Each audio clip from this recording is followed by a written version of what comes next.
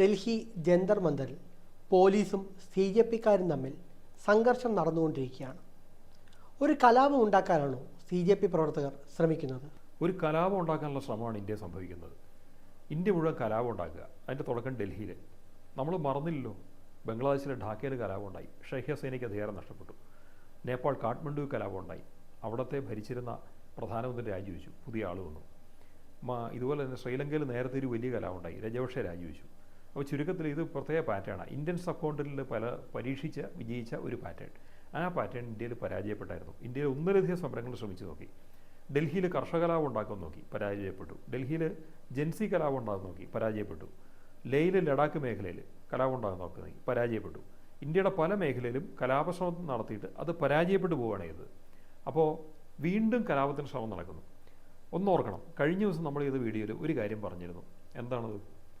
FCRA വിരുദ്ധ lobby ഇന്ത്യയിൽ പ്രശ്നങ്ങൾ ഉണ്ടാക്കും, ഇന്ത്യക്കെതിരെ പ്രചാരണങ്ങൾ നടക്കും, സമരങ്ങൾ നടക്കും, പലതും വരാൻ പോകും എന്ന് കൃത്യമായിട്ട് പറഞ്ഞിരുന്നു. അത് തന്നെയാണ് നടക്കുന്നത്. ഇത് വളരെ വ്യാപകമായിട്ടുള്ള അന്താരാഷ്ട്ര തലത്തിൽ ഇന്ത്യക്കെതിരെ നടക്കുന്ന ഒരു ഗൂഢാലോചനയാണ്. ട്രംപ് ഇന്ത്യക്കെതിരെ 100% താരിഫ് ഇടുന്ന ഇതുമായിട്ട് ബന്ധമുണ്ട്. നേരത്തെ 500% താരിഫ് ഇടാനായിരുന്നത്. ഇതൊക്കെ എന്താണ് ഇതിൻ്റെ പുറകിൽ എന്ന് ചോദിച്ചാൽ, അന്താരാഷ്ട്ര ബിസിനസ് ലോബികൾ, അതായത് നമ്മൾ military industrial complex and military religion complex എന്ന് പറയുന്ന രണ്ട് സാധനം ഇന്ത്യക്കെതിരായിട്ട് തിരിഞ്ഞിരിക്കുകയാണ്. നിലവിൽ ഇറാനി കുഴപ്പമുണ്ടാക്കുന്ന അവർ തന്നെയാണ്. ഉക്രൈനിൽ റഷ്യക്കെതിരെ യുദ്ധം നടത്തിക്കൊണ്ടിരിക്കുക അവർ തന്നെയാണ്. അവർ തന്നെയാണ് ചൈനയ്ക്കെതിരെ വേറൊരു പുറമുഖം തുറന്നിരിക്കുന്നത്. ഇതേ ആൾക്കാർ ഏഷ്യൻ രാജ്യങ്ങളിലെ അവിടത്തുള്ള പ്രാദേശികമായിട്ടുള്ള മതങ്ങളെ നശിപ്പിക്കുക, പ്രാദേശിക സംസ്കാരങ്ങളെ നശിപ്പിക്കുക, എന്നിട്ട് ഒരു വൈദേശിക സാംസ്കാരികത ഇങ്ങോട്ട് കയറ്റിവിടുക. ഇത് അവരുടെ ബിസിനസ് പരമായിട്ടുള്ള ആവശ്യങ്ങൾക്ക് വേണ്ടിയിട്ടാണ്, അവരുടെ സൈനികമായിട്ടുള്ള ആവശ്യങ്ങൾക്ക് വേണ്ടിയിട്ടാണ്, അവരുടെ മതപരമായിട്ടുള്ള താല്പര്യങ്ങൾക്ക് വേണ്ടിയിട്ടാണ്. അതൊക്കെ കൊണ്ടാണ് ഓർത്തു നോക്കൂ, ഇന്ത്യ വളരെ കൃത്യമായിട്ട് എപ്പോഴാണ് ഇന്ത്യക്ക് പ്രശ്നം തുടങ്ങിയത്? ഇന്ത്യ FCRA നിയമത്തിൽ കാർക്കശ്യം പ്രകടിപ്പിച്ചപ്പോഴാണ് എല്ലാ പ്രശ്നങ്ങളും തുടങ്ങിയത്. ഇപ്പോൾ തുടങ്ങിയതല്ല, ഇത് 4-5 വർഷമായി തുടങ്ങിയിട്ട്. കാരണം ഇന്ത്യയെ അസ്ഥിരപ്പെടുത്താൻ ശ്രമിക്കുന്ന ശക്തികളുടെ FCRA അക്കൗണ്ടുകൾ ഗവൺമെൻറ് പൂട്ടി. ഇന്ത്യയിൽ ഇതിനു മുമ്പും പലതവണ കലാപം ഉണ്ടാക്കി. ഓർത്തു നോക്കണം, വിഴിഞ്ഞത്ത് പോർട്ടിനെതിരെ സമരം വരുന്നു. അന്നെങ്ങനെയാണ്? ഒരു വലിയ ജനകീയ സമരം പോലെ വരുവാണ്, കലാപത്തിൻ്റെ വക്കിലെത്തുന്നു. ഇതിനുവേണ്ടിയുള്ള ഫണ്ട് ഒരു FCRA അക്കൗണ്ട് വഴി വരുന്നു. അതുപോലെ തന്നെ കൂടംകുളം സമരം, അവിടെ വലിയ കലാപം ഉണ്ടായി, വെടിവെപ്പുണ്ടായി. അവസാനം എന്താണ്? ഒരു കമ്പനി പൂട്ടേണ്ടി വന്നു. അങ്ങനെ ഇന്ന് മെറ്റൽസിനെല്ലാം വില കൂടിക്കൊണ്ടിരിക്കുന്ന സമയമാണ്. സ്വർണ്ണം വെള്ളി പോലെ ചെമ്പിന് വില കൂടുന്നു. ചെമ്പിൻ്റെ ആവശ്യങ്ങൾക്ക് വേണ്ടി ഒരു കമ്പനി അവിടെ സ്ഥാപിക്കപ്പെട്ടിരുന്നു. ആ കമ്പനി പൂട്ടിപ്പോയി. അപ്പോൾ ചുരുക്കത്തിൽ ഭാരതത്തിൻ്റെ ഓരോരോ വികസനത്തിനും പാര വയ്ക്കുന്ന, തുരങ്കം വയ്ക്കുന്ന കലാപങ്ങൾ ഇന്ത്യയിൽ ഉണ്ടാകുക എന്നുള്ളതാണ്. ഡൽഹി നടക്കുന്ന കലാപത്തിൻ്റെ ലക്ഷ്യം വെറുതെ വികസനമൊന്നുമല്ല, അത് മോഡി ഗവൺമെൻറ്റിനെ താഴെ ഇറക്കാൻ വേണ്ടിയിട്ടാണ്. എന്നിട്ട് ഈ പാറ്റകൾ അല്ലെങ്കിൽ ഈ FCRA ലോബിക്കൊക്കെ ആവശ്യമുള്ള ഒരു പാവ ഗവൺമെൻറ് അവിടെ അധികാരത്തിൽ വരണം. മോഡിയെ താഴെ ഇറക്കാൻ വേണ്ടി തന്നെയാണ് അവിടെ ഈ കലാപം നടക്കുന്നത്. അതിന് പുറകിൽ ആരാണെന്ന് ചോദിച്ചാൽ അന്താരാഷ്ട്ര ലോബികളുണ്ട്, അമേരിക്കയുണ്ട്, CIA ഉണ്ട്, മൊസാദുണ്ട്, ഇവരെല്ലാം ഉണ്ട്. ട്രംപിൻ്റെ താല്പര്യങ്ങളുണ്ട്, ട്രംപിൻ്റെ പുറകിൽ നിന്ന് കളിക്കുന്ന ആൾക്കാരുണ്ട്. ഇനി ഡൽഹിയിൽ സംഭവിച്ചത് എന്താണെന്ന് നോക്കൂ. നമ്മൾ പെട്ടെന്ന് മലയാളത്തിലെ മാധ്യമങ്ങൾ നോക്കുമ്പോൾ പോലീസിൻ്റെ നരവേട്ട, വിദ്യാർത്ഥികളെ പോലീസ് വേട്ടയാടുന്നു, ജൻസിക്കാരെ തല്ലിച്ചതയ്ക്കുന്നു, ഇതൊക്കെയാണ്. എന്നാലോ കേരളത്തിന് വെളിയിലുള്ള മാധ്യമങ്ങൾ റിപ്പോർട്ട് ചെയ്ത് നോക്കുകയാണെങ്കിൽ നിരവധി വീഡിയോസ് ഞാൻ കണ്ടു. പോലീസുകാരെ ജൻസിക്കാരെന്ന പേര് കുറേ പേര് ആക്രമിക്കുന്നു. പാറ്റകൾ എന്ന് പറഞ്ഞുകൊണ്ട് വരുന്ന കുറേ പേര് പോലീസുകാരെ ആക്രമിക്കുന്നു. 50-ലധികം പോലീസുകാർ ആശുപത്രിയിലാണ്. 100-ലധികം പോലീസുകാർക്ക് പരിക്കേറ്റിട്ടുണ്ട്. 118ഓളം പോലീസുകാരാണ് മൊത്തം പരിക്കേറ്റത്. പോലീസിൻ്റെ വണ്ടികൾ തകർക്കപ്പെട്ടു, അടിച്ച് തകർക്കുന്നു. ആ രംഗങ്ങൾ നേരിട്ട് കാണാം. അപ്പോൾ ചുരുക്കി പറഞ്ഞാൽ ഇതാണോ ജൻസി? ഇതാണോ വിദ്യാർത്ഥി സമരം? ഇതാണോ നീറ്റ് പരീക്ഷയുടെ വിഷയങ്ങൾക്കുമായിട്ട് ബന്ധപ്പെട്ടുള്ള സമരം നടക്കുന്നത്? അക്രമമാണ് നടക്കുന്നത്. ഈ അക്രമത്തെ ആരൊക്കെയോ നേതൃത്വം കൊടുക്കുന്നു. നമ്മുടെ പ്രതിപക്ഷ നേതാവും കോൺഗ്രസിൻ്റെ ഭാവി പ്രധാനമന്ത്രിയുമായ രാഹുൽ ഗാന്ധിയുടെ അടിക്കടിയുള്ള വിദേശ സന്ദർശനവും അദ്ദേഹം തിരിച്ചു വരുമ്പോൾ ഇന്ത്യയിൽ നടക്കുന്ന ഇതുപോലുള്ള സമര പരിപാടികളും കോൺഗ്രസിനുള്ളിൽ തന്നെ ഇപ്പോൾ ഒരു കല്ലുകടിയായി മാറിയിരിക്കുകയാണ്. ഈ ഡൽഹിയിൽ നടക്കുന്ന സമരത്തെയും ഇതിനെയും കൂടി കൂട്ടി വായിക്കുമ്പോൾ എന്താണ് തോന്നുന്നത്? രാഹുൽ ഗാന്ധി എവിടെ പോയതൊരു ഡിബേറ്റ് കഴിഞ്ഞ കുറച്ച് നാളായിട്ട് ഇന്ത്യയിൽ നടക്കുന്നുണ്ടായിരുന്നു. ചാനലുകളിൽ പോലും പലരും ചോദിച്ചു. സോഷ്യൽ മീഡിയയിൽ വ്യാപകമായ ചർച്ച നടന്നു, തർക്കങ്ങളും നടന്നു. രാഹുൽ ഗാന്ധി എവിടെ പോയി? അവൻ എവിടെ പോയാൽ എന്താണ് എന്നുള്ളൊരു നിലപാടാണ് BJPക്കാർക്കുണ്ടായിരുന്നത്. പക്ഷേ ഇയാളെക്കുറിച്ചുള്ള കോൺഗ്രസ്സുകാരനെ ലീക്ക് ചെയ്ത ഒരു വീഡിയോ ആയിരിക്കണം. ഒരു സ്ത്രീയും കുട്ടിയായിട്ട് ബോട്ടിംഗ് നടന്നു. അതെന്തിനാണ് അങ്ങനെ ചെയ്യുന്നത്? അത് ശ്രദ്ധ തിരിക്കാനാണ്. രാഹുൽ ഗാന്ധി പോയതൊരു സുഖവാസത്തിനാണ് എന്നുള്ള മട്ടിൽ ശ്രദ്ധ തിരിക്കാൻ വേണ്ടി ആരും ഒരു വീഡിയോ ലീക്ക് ചെയ്യുന്നു. ആ വീഡിയോ വെച്ച് ആൾക്കാർ പറയുന്നു രാഹുൽ ഗാന്ധിക്ക് എന്തൊക്കെയോ സംഭവങ്ങളുണ്ട്, പുള്ളിക്ക് രഹസ്യമായിട്ട് ആരൊക്കെ ഉണ്ടെന്നൊക്കെ പറഞ്ഞുള്ള കുറേ ചർച്ച ഇങ്ങനെ നടക്കുകയാണ്. ആ ചർച്ച വഴി എന്താ സംഭവിക്കുന്നത്? ഇയാൾ എവിടെയാണ് യഥാർത്ഥത്തിൽ പോയെന്നുള്ളത് മാസ്ക് ചെയ്യപ്പെടുകയാണ്. അത് തിരിച്ചറിയപ്പെടാണ്ട് പോകുന്നു. അതായത് ജനങ്ങളുടെ ഇടയിലേക്ക് എന്തായിരിക്കും രാഹുൽ ഗാന്ധിയുടെ വിദേശ സന്ദർശനം, അതിൻ്റെ ഉദ്ദേശം എന്നുള്ള ചർച്ച നടക്കുകയാണ്.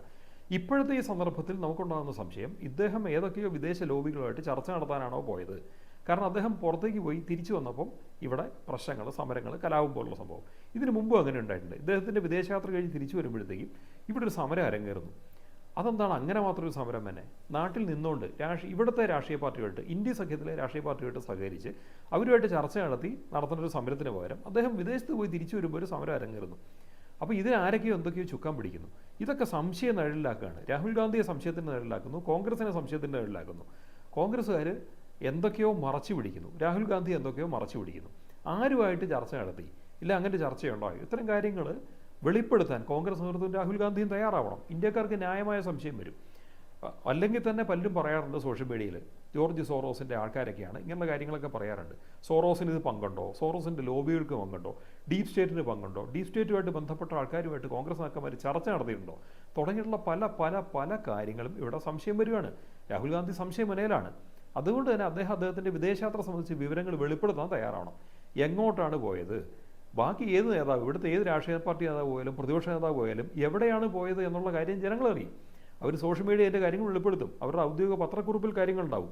അവരുടെ പ്രസ് സെക്രട്ടറി കാര്യങ്ങൾ പറഞ്ഞെന്ന് വരും. അവരുടെ പാർട്ടിക്കാർ കാര്യം പറഞ്ഞെന്ന് വരും. ഇപ്പം ഇന്ത്യയുടെ രാഷ്ട്രപതി ദ്രൗപദി മുർമു വിദേശത്തുണ്ട്. കൃത്യമായിട്ട് എല്ലാവർക്കും അറിയാം. ന്യൂസുകളും റിപ്പോർട്ടുകളും വരുന്നുണ്ട്. മോഡി വിദേശത്ത് പോകുന്നു. കൃത്യമായിട്ട് കാര്യങ്ങൾ വെളി വരുന്നുണ്ട്.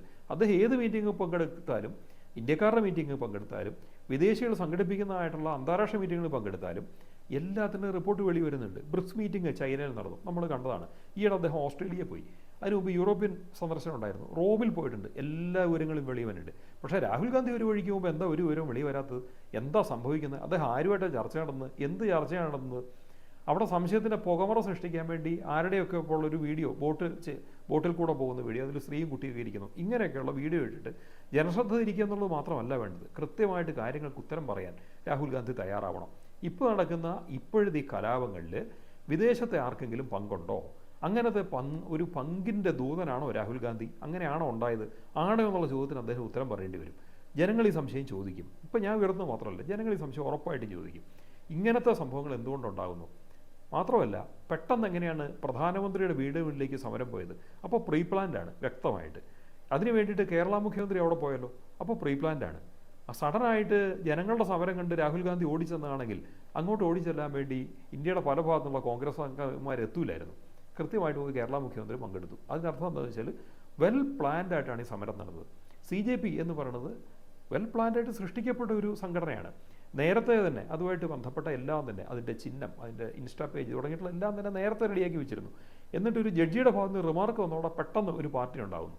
ജഡ്ജിയുടെ റിമാർക്ക് എങ്ങനെ ഉണ്ടായെന്നൊരു ചോദ്യം പോലും ഇതുകൊണ്ട് ഉണ്ടാകുന്നുണ്ട്. പലരും സംശയമുനയിലാണ്. ഇതിന് വിദേശ ഫണ്ടുകൾ വരുന്നു എന്നുള്ള ആരോപണം വളരെ വ്യാപകമാണ്. ഈ പാറ്റ പാർട്ടിക്ക് ഇല്ലെങ്കിൽ ഇവരുടെ മൂവ്മെൻറ്റ്സിന് വിദേശ ഫണ്ട് വരുന്നു എന്ന് പറയപ്പെടുന്നു. അങ്ങനെ പറയുന്നുണ്ടെങ്കിൽ അതിൻ്റെ സോഴ്സ് ഇവിടെ അന്വേഷിക്കപ്പെടേണ്ടതുണ്ട്. ഗവൺമെൻറ് ഏജൻസികൾ ഇനി മൗനം പിടിക്കണം.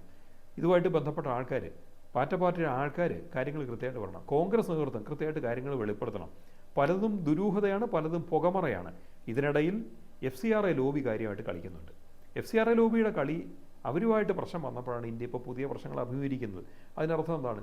FCRA നിയമങ്ങൾ ദുരുപയോഗം ചെയ്തുകൊണ്ട് ഇന്ത്യയിലേക്ക് ഫണ്ട് ഇറക്കി ഇവിടുത്തെ മാവോവാദികൾക്കും മതപരിവർത്തനക്കാർക്കും പണം എത്തിക്കണം എന്നുള്ള ദുരുദ്ദേശം ആർക്കൊക്കെ ഉണ്ട്.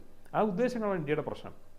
അത് ഇന്ത്യയെ അസ്ഥിരപ്പെടുത്താനുള്ള പ്രശ്നങ്ങളാണ്, ഇന്ത്യ വിഭജിക്കാനുള്ള പ്രശ്നങ്ങളാണ്, ഇന്ത്യ പലതായിട്ട് ചെതറിക്കാനുള്ള ഗൂഢാലോചനകളാണ്. ഇത്തരം കാര്യങ്ങളെല്ലാം തന്നെ ഇന്ത്യക്ക് ചെറുക്കേണ്ടി വരും. ഇതിനെക്കുറിച്ചെല്ലാം ഇന്ത്യക്കാർക്ക് അറിയേണ്ടതുണ്ട്. ഇതിനെ ഒന്നായിട്ട് രാജ്യം ചെറുക്കേണ്ടതുണ്ട്. ഇന്ത്യ പിളരില്ല, ഇന്ത്യ നശിക്കില്ല, ഇന്ത്യ ഗവൺമെൻറ് താഴെ വീഴാനും പോകുന്നില്ല, എല്ലാത്തിനെയും ചെറുത്ത് തോൽപ്പിക്കും.